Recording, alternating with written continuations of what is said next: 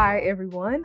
We are back with another episode of Postgrad with Asha, not the NCE edition, but just Postgrad with Asha. So today I want to talk to you guys about, or in this video, I want to talk to you guys a little bit about what are your career options as a LPC associate or as a provisionally licensed professional counselor.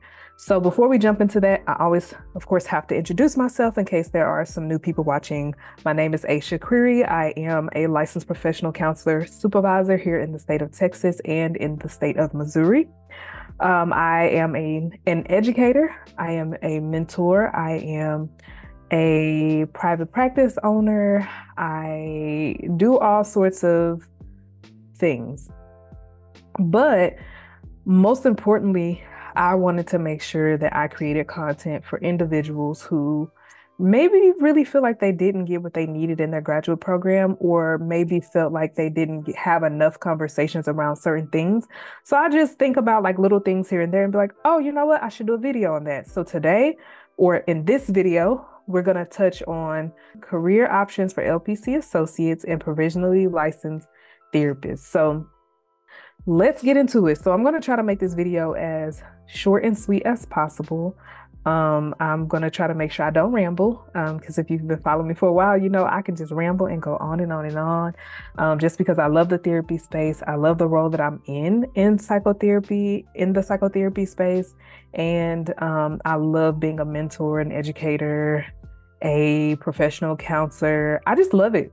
So the first thing, well, I'm going to go over four more official roles that you can do, like that requires you to be an employee. And then I'm going to talk about more non-traditional roles of making or supplementing your income as an LPC associate. So the first four career options that we're going to get into is where can you actually work and what are the titles or position titles that you're going to be looking for, and about how much can you make doing these things. So if you work for an agency, so when I say agency, I am talking about your local mental health authority facilities. So if you are in the DFW area, that would probably be Metro Care Services. If you're in the Denton, Texas area, that is probably going to be Denton MHMR or Collin County MHMR, I think. If you're in Fort Worth or Arlington, depending on where you fall. No, Arlington is all Tarrant County. You're going to be looking for Tarrant County MHMR services.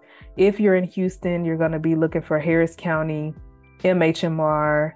If you are in the Austin, Texas area, you're probably going to hear Integral Care as the local mental health authority in Travis County that supports surrounding counties, including Williamson County, some parts of Williamson County, depending on where the resident falls. But I brought that up because in agency-based services, you are probably looking at government-based owned hospital services or programs or organizations that are funded by federal or government funding or federal funds. So in these particular facilities, you're probably going to be looking for positions titled qualified mental health professional. So these roles require for you to have your master's degree. They prefer your LPC associate license, but you may be able to do this with a master's degree in psychology, a master's degree in social work, if you have the degree already, and they may not necessarily require the license up front. So that's something to keep in mind. So how much can you make here? You're probably going to run the range of anywhere from $22 to $25 per hour. Now, what are you going to be doing? It depends. So in agency-based organizations or federally funded programs or organizations, in federally funded or grant funded organizations, you're probably going to see this position fill multiple roles, or it may have the same title, but you may be doing different things. For example, you could be a qualified mental health professional working on the crisis line, the 988 crisis line, where you are doing crisis support. You may be on MCOT, which is the Mobile Crisis Outreach Team for your county, where you are dispatched to do house calls or to support the police department anytime they get a phone call that there may be a situation with a mental health crisis that may be happening at the same time. Other roles could possibly include you working on site at the actual facilities, where you may be just running groups. That may be your only job, is to run 3 or 4 groups per day. And when I tell you you're going to have a lot of notes, you're going to have a lot of notes, but that may be your role. You may also do one-on-one at any of these agencies, and you may work in specific departments. So depending on how the LMHA, which is the local mental health authorities, you'll probably also see situations where you may, again, be in different roles or different departments. So some have crisis units. So some of them have actual like inpatient facilities, and sometimes some of these LMHAs have clinics, so to speak, where you may be at a local facility where you're just doing outpatient services for the LMHAs. But again, you're going to be looking at $22 to $25 typically. That's going to be your pay range, and it's going to be hourly. But where I was going with that just a second ago, before I got distracted, was they may have situations like I mentioned before, where you're in a crisis unit and you work with suicide patients. You may be in a situation where you only work with those who have acute psychotic disorders like schizophrenia, bipolar, other types of, psychotic disorders listed there. You may be in a unit where you're working with teen moms. You may be in a unit where you're working with the foster care kiddos or working with the homeless population for that LMHA. So it just kind of depends. So before you agree to move forward with the position at LMHA, which I'm going to use interchangeably as an agency, you're going to want to make sure, is this the environment that you want to work with at this LMHA? And if it's not, does the cost that you're getting paid add up? So if you're going to be running groups and you're running 4 or 5 and you're seeing about 20 to 25 patients per hour of group, and you still have to do notes, you got to ask yourself, do the pros outweigh the cons? If you're in a situation where you're MCOT, where you may not know what time you're going to get off work, but yet you're only making $22 to $25 an hour. Even if you do get overtime, you got to ask yourself, is it worth it? And does it make sense for me? But if you're just at an outpatient and you see one-on-one clients, $22 to $25 may be perfect. Or if you're just doing intakes, where you're just doing like the initial assessments, and you are talking to them and you're letting them know like what the process is once they come into the LMHA, or if you're just doing, again, just the intake stuff. It may be worth $20 to $25 an hour, but you got to ask yourself capacity. Is $25 capacity for what the amount of work that I'm doing? Now, when you first get started, you may just want a job and you're going to go for whatever goes. But in due time, you'll quickly realize that capacity doesn't match pay. So you got to ask yourself, what are you juggling if you take this $22 to $25 an hour? So that's the first type of organization or facility you can work for. And again, that is going to be an agency. And you may hear me use interchangeably an LMHA, which is a local mental health authority. Next up, private practice or faith-based organizations. Now, these organizations may still have grant funds or government funded programs, but these organizations typically write the grant to meet the initiatives of that particular organization. For example, you have, let's say, infancy and grief and loss organizations. Well, they may be funded by grants, but those grants are specific to the types of programs that they offer, and it's specific to their mission and their vision for their particular organization, and it's catered to a set population. Faith-based, very, very similar. There are a lot of faith-based grants and programs that are out there that organizations write grants for or receive grants for. And these are going to be your organizations that may be connected to a church or connected to like a higher or a larger faith-based organization. how much can you make at a nonprofit or a faith-based organization? So most of these organizations, even with inflation, you're probably going to make anywhere from $35,000 a year to $45,000 a year. So again, capacity. If you're going to be working at a church where you're working and seeing a set number of clients and you're offering a set number of services each week, that may just be perfect because it may be slow and steady. It may be a situation where it just works for your schedule. Some nonprofit agencies or organizations, you may be in a position where you have to see an extensive amount of clients in a given time. So there are organizations, for example, here in Austin, the homeless population is really big and really targeted for mental health-based services. And you may be working for an organization that's catered to the homeless population, and you may be outside. You may be in the rain. You may be in the trenches. You may be in a homeless camp. And you got to ask yourself, is $35,000 to $45,000 worth the amount of work that I'm doing? Now, that's not to say that you still can't serve in these populations for pay, but you really want to ask yourself, is this hard work for me? Like, am I doing this because I'm really committed to doing this? Or am I taking this position because it's the first one that's offered to me and we just gonna make it do what it do? Because again, working outside in the rain, heat, snow, sleet, that's no fun. So if you are just receiving $35,000 to $45,000, you got to ask yourself, how much debt am I in?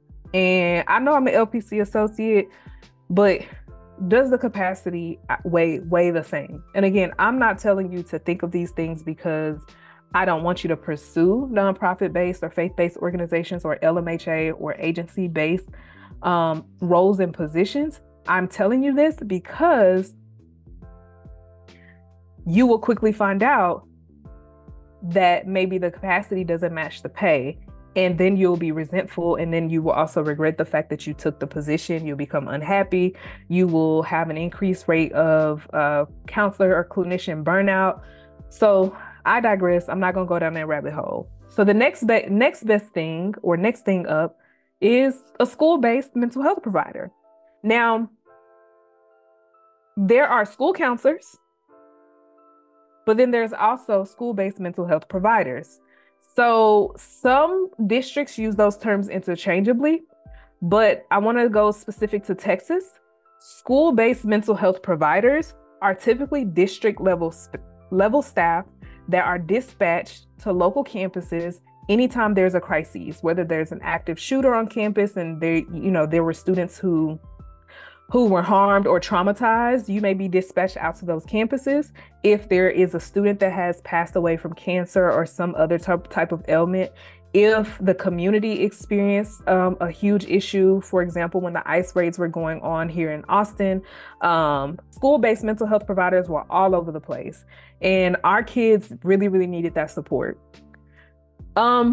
There may be other situations where you may be a homeschool-based counselor, where you're supporting students who are at home, who may be bedridden, who may be struggling with cancer, or who have like other issues. You may be dispatched, or your job may be student retention, where if you guys have a high dropout rate for students, your job is to maybe possibly help navigate getting those kids back in school, doing home visits, checking on the kids in the community, different things like that. On the flip side, this could also be school-based mental health providers. This could also be agency-based or private practice-based or larger mental health-based organizations that have a contract with the school district where they have staff on each campus within the school district that is providing direct counseling services. So what does that mean? Say, for example, let's say my private practice was to get a contract with, let's say, Gerald ISD. Well, I may staff clinicians at each one of those campuses that work directly for my company, but they're housed on campus to provide additional support when the school counselors cannot keep up with the amount of issues going on campus. And then they also support families in the community. So they may be housed at the school, but they may also serve the general public. So those two or three things can be used interchangeably. The other part is school counseling. So that's a very different role. And in order for you to be a school counselor in Texas, you will have had to teach for 2 years, like I did. I think I did 4. And then you have to get the school counselor distinction, but you can also have your LPC associate license while being a school counselor. And you can be a school counselor or an LPC associate that gains your associateship hours while you're at a practicing school counselor. What that means for your pocket. For your pocket, you can make anywhere from $50,000 to $70,000 depending on the school district and depending on the role. And that $75,000 may even bump up to 6 figures. Now, again, it just depends on your district, what the role is, and what the requirements are. But you can work for a school system, be off in the summertime, and still make anywhere up to close to 6 figures in a school district. Now, again, you kind of have to work yourself up to that 6 figures. And I'm not saying you can't do that. But again, if you're in a school district where school counselors are making $50K, don't expect to make 6 figures by the time, you become an LPC associate. Now, if you are a school-based or district-based mental health provider and you serve in a very different capacity and you're a district level staff, you very much well can make 6 figures. So I'm gonna just put that out there. I don't think a lot of LPC associates know that they can work for the school district. And then also, I don't think LPC associates know that these options are even available to them. Last actual role or idea of where can you work and how can you make money before we get into supplemental income. So in a private practice, you can make probably anywhere from $35 an hour to $65 an hour. Now, again, it could be more depending on the practice and what they are charging for services. So in a private practice, you're typically going to do a fee split. Typically, most private practices do not offer salary or benefits. So if you have a full-time job that's in that's in a very different industry and you want to get into working for a private practice, just to get the experience, and because you don't want to hold a caseload of 30 to 40 clients each week, private practice may be really your speed, where you can make your own schedule, and as long as you meet your minimum caseload that's required by the practice you work for, that may make sense for you. So when I say $35 to $65 or more, it depends on the fee split. So some companies charge $100 a session, and the clinician takes home 40% of what's brought in. Now, I'm probably gonna do another video over fee split and why that makes sense and why organizations do fee splits for associates. Again, very different video, but if the practice is charging, let's say $100 a session and they pay you $50% or they pay you 40%, you're taking anywhere from $40 to $50 home each client that you see. All right. Now, this could be very much your speed, where you are working with the population that you want to see. Now, if you had to ask me what I would recommend as an LPC do or LPC associate do, schools will always need clinicians. You'll always have access to clients readily available. And you're typically off major holidays, and you typically get benefits, and you typically get paid well. So I'm gonna put that there. Now, if you have the option of doing multiple sites or positions, I will always recommend any of the 3, the agency, nonprofit / faith-based organizations, or school counselor or school-based mental health provider, plus private practice. And you might be asking me, why add private practice on there? Well, if you ever want to pivot out of education, or if you ever want to pivot out of working for a nonprofit, or a faith-based organization or an agency-based organization, you're probably not going to know anything about CPT codes, about billing, about the business aspect of being a provider when it's time for you to jump out. And you just don't want to be in a position where you're learning and losing at the same time, like I did. So I just say that if you have the option of having a primary job with set income and a set salary and set benefits, add on some private practice if you can, even if it's just 10 clients a week. You want to learn that, because if stuff ever hits the fan like it did with COVID, what you'll learn is that you may not want to be in these spaces when pandemics or natural disasters or emergency situations happen, because you're going to be pulled in every which direction. You got to ask yourself, is that something you want to have to do? Because technically, during COVID, a lot of us most states considered mental health providers as first responders. So you got to ask yourself, do you want to be put in a position where you're being called to the forefront, and it's very taxing for you in a way that you may or may not be prepared, and you want to be able to pivot and supplement your income, or even just pivot out and maybe even make the same or more than what you were already making. So I digress. So those are some places you can look at possibly working. Now, there's probably some other non-traditional roles that I didn't touch on, but these places are always hiring. These places are typically revolving doors. These places have consistent chronic clients, and these places offer typically benefits and services and things that you don't know that you need until you need them. Okay.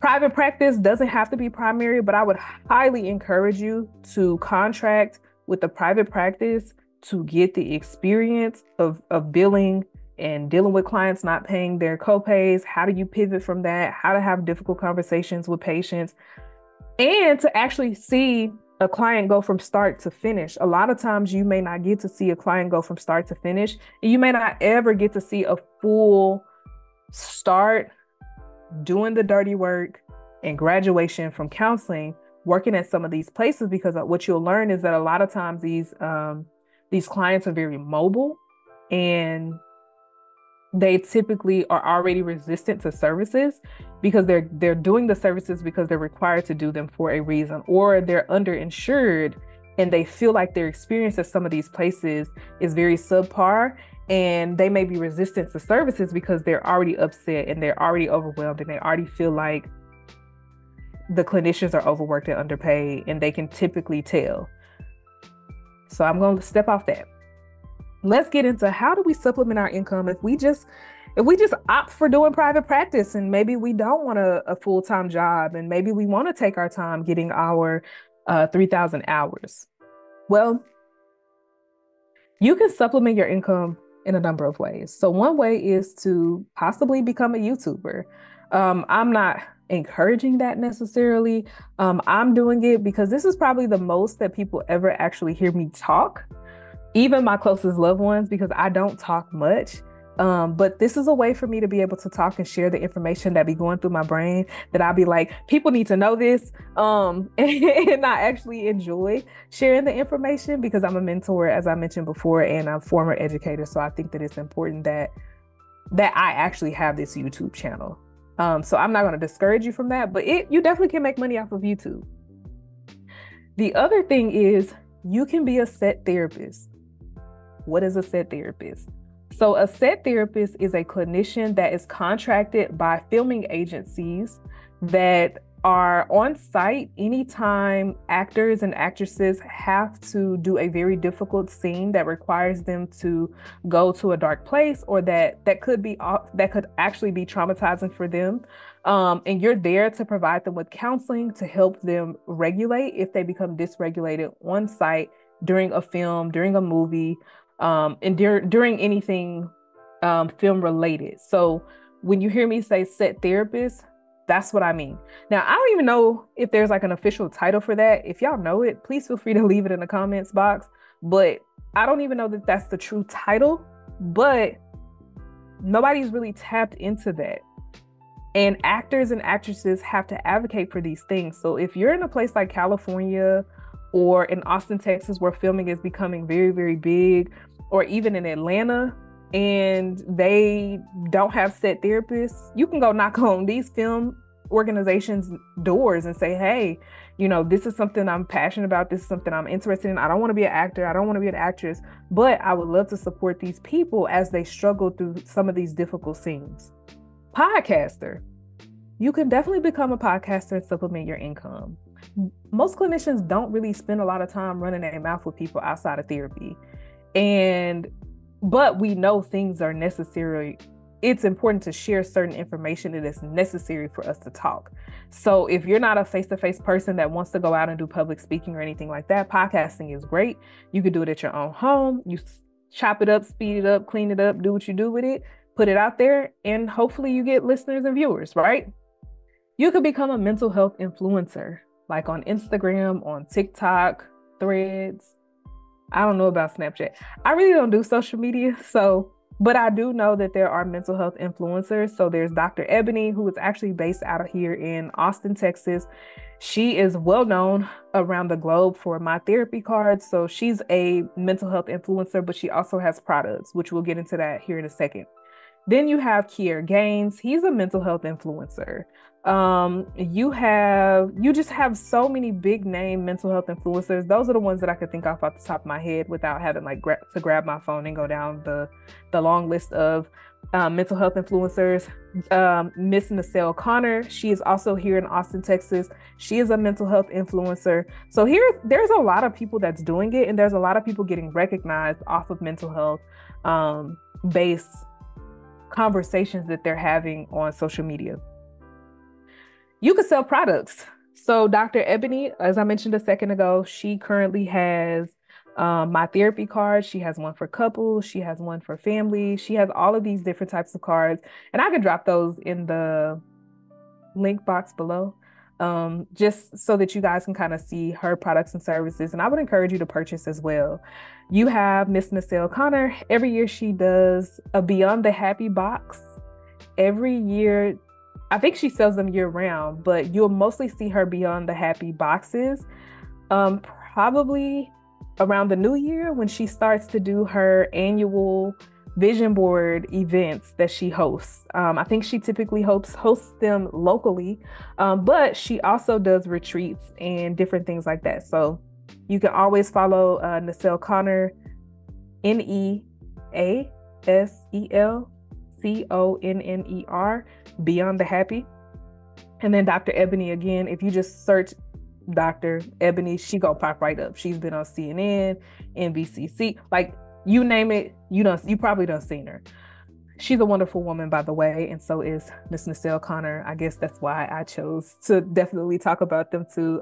They are my idols when it comes to mental health, influencing, and selling products. And so you can do trainings. So as I mentioned, Neasel Conner, she does various trainings. So does Dr. Ebony. And both of those providers here local in Austin, Texas, they do speaking engagements, but they also do trainings, and they also talk about the discrepancies in the mental health space for clients of color. And, the list goes on and on, all the work that they do locally and beyond. You can do trainings locally, or you can do trainings beyond. So as I mentioned before, I think both Dr. Ebony and Neasel Conner, I think Neasel does a couples retreat every year in the summer that she puts together. I want to say she invites like 10 couples, but they go to, I think, different countries every year. I want to say maybe Mexico was the first country that I saw them go to, but I could be wrong. I don't want to misspeak on her stuff. I just want y'all to know that's somebody y'all should follow and go look at, because they are doing it. They are literally doing it. Dr. Ebony, I believe she used to work with some local organizations where she offered training and different things like that. I myself offer training not only in the mental health space, but as you can see, for those who are graduating and future clinicians that just don't know and just kind of need some offsite mentorship that they don't readily have available to them while in their programs. Next up is going to be project management and consulting and program development. So project management, consulting, and program development, that means that you are working with local agencies, local organizations for yourself, and you are contracting with these facilities and these organizations and these nonprofit organizations and these churches and these faith-based, you are your own boss, and you are offering services to their organizations. For example, let's say a church wants to start a mental health program at their church.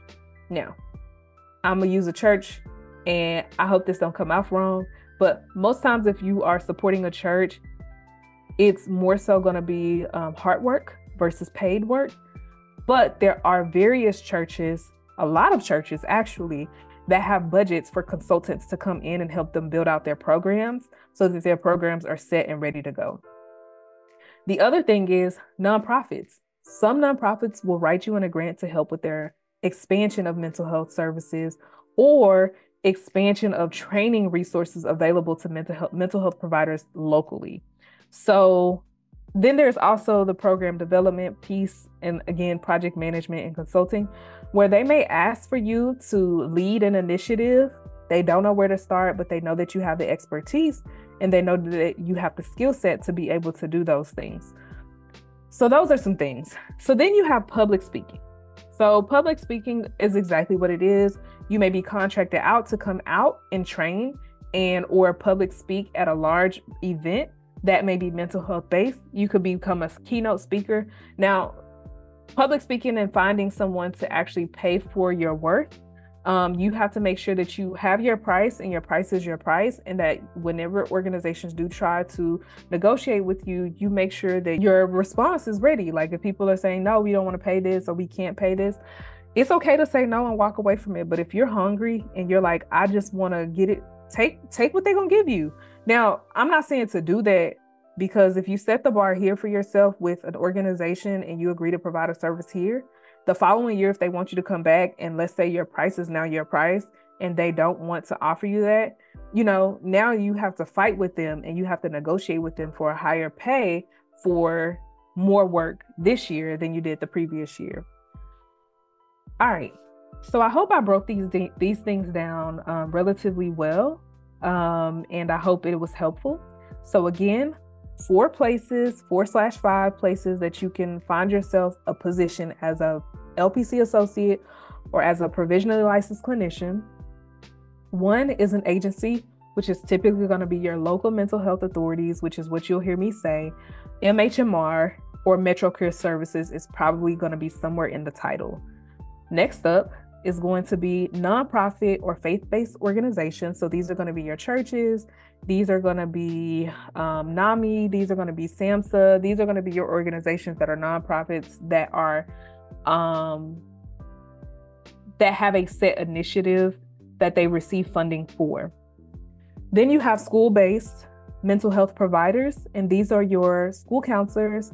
These are your district level staff, and these are your contracted providers, or where you're working for a company and the company got a contract with the school district and you're housed on the campus. That's what that typically looks like. I forgot to mention with that, they may also have some after school mental health based programming services that the district may have other positions for. And then lastly, you have private practice, where it's a little, it's a little bit more slow and steady, but you get to see the entire process go through, and it may be more your speed. You might not want to work with, like I mentioned before, 30, 40, 50 clients per week. You may just want to stick to your 10 to 15 clients a week, and that may be your baseline, and that feels good, and that keeps you from burning out. Again, other ways to supplement your income: YouTuber, a set therapist, think recording, think the film industry. Podcaster, a mental health influencer. You can sell products, you can train, you can do project management, consulting, program development, or you can do public speaking. And I'm sure I'm missing some other things, but if you choose to just work at a private practice and have all this extra time on your hands, and you just kind of want to build your brand outside of the practice that you're working for because you eventually want your own practice, these are great ways for people to get to know your name and different things like that. The other thing I forgot to mention on products, and I promise I'm done, is you can write books. You can co-collaborate on books. You can create journals.